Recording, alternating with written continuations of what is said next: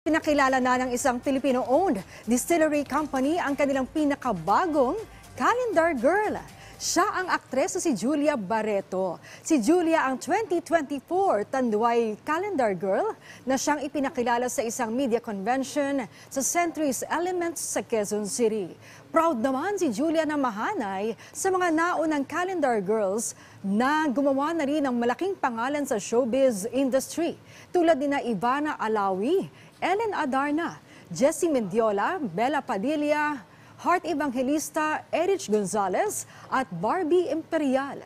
Nitong 2021 lamang kinilala ang Tanduay na pinakamalaking rum brand sa buong mundo. Having to be a lot more braver in expressing myself in the face of it. Malaki siyang karangalan para sa akin, and I hope that I did them proud. I hope that the team and my new family is proud and happy about the calendar. And sana maraming maging masaya at matuwa sa aming ginawa.